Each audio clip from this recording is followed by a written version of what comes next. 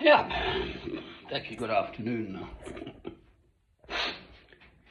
Oh, my lord, so, peaceful scene for me, lucky old me, peaceful, peaceful, autumnal, lovely, lovely, lovely. Now, where is peace? Every generation finds an excuse, seemingly, to do exactly the opposite, and all the while purporting to be Christians. That's the absolute worst of it.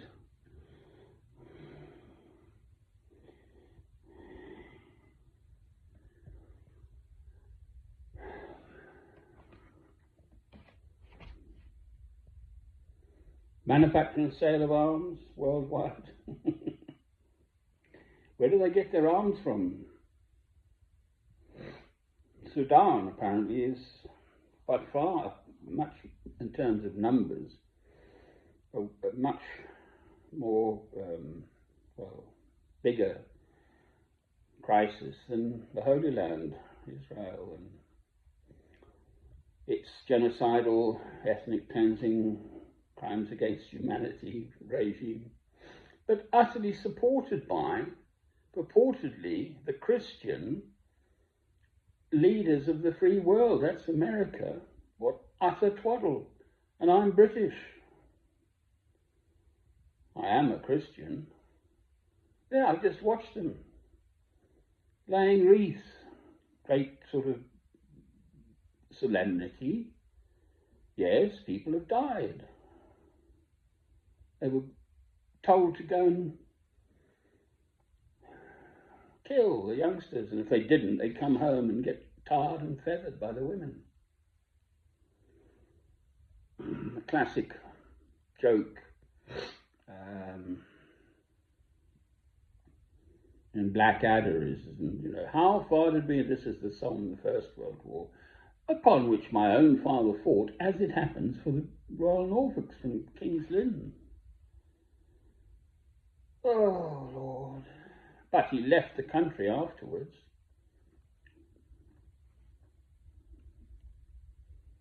Went to Africa. I wonder why. How far did we advance today then? About a foot, I think. What's the scale of the map? No, about a foot. They just sent these youngsters into the Somme just to get slaughtered by another set of youngsters whose generals were sending them in to get slaughtered. If you manufacture and sell arms to people, they are going to use them. Never mind all the flummery about checking who gets them. Where are all these people in the Sudan getting their arms from? I wonder. No doubt, to a large extent, from the West. The same for the Holy Land. They wouldn't have all this military stuff if it weren't America supporting them to the hilt. So I'm sorry. It's just twaddle. It's just garbage, obscene. The one hand is saying, peace, lovely, lovely, commemorate all the dead and wars, the sense that,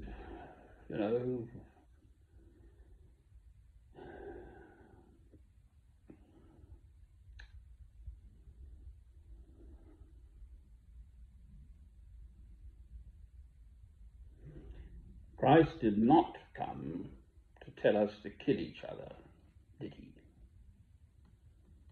He came with a message of love, the new covenant, the two commandments: love God, love your neighbor as yourself.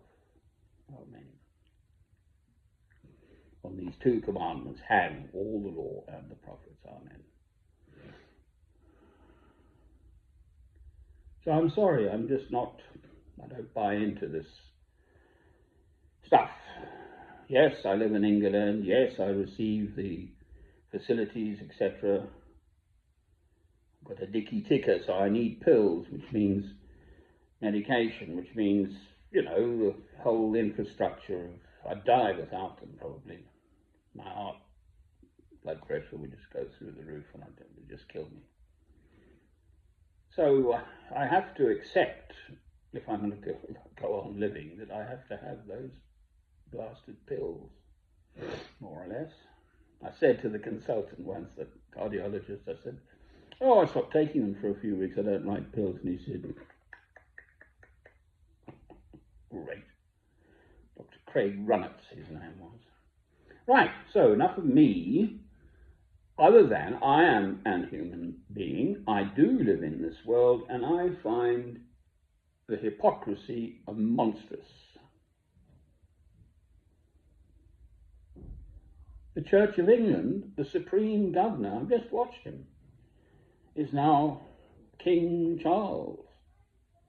He was the first to lay the first wreath at the Cenotaph in London. I lived in London for 30 years, so I do know about it. You know, I've been there. Our glory is dead.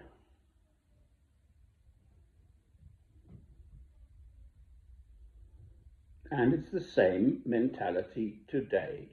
If push comes to shove,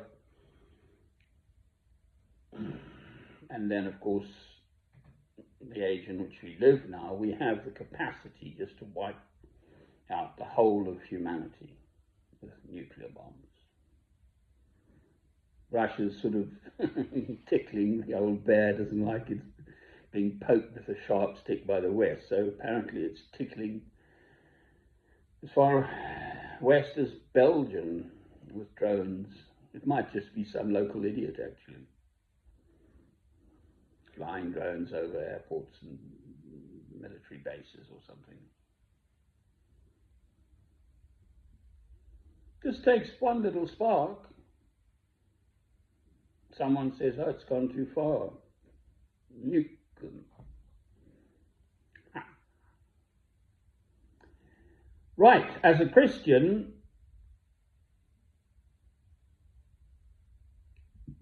I see this from the perspective, as best as I can, of the teaching of Christ, from the Gospels, the end times, passages in Mark, Luke, and John, Matthew, Mark, and Luke, not in John, the Gospel of John. And it's just, as far as I perceive it, the West, the world, on its handcart going to hell on its handcart.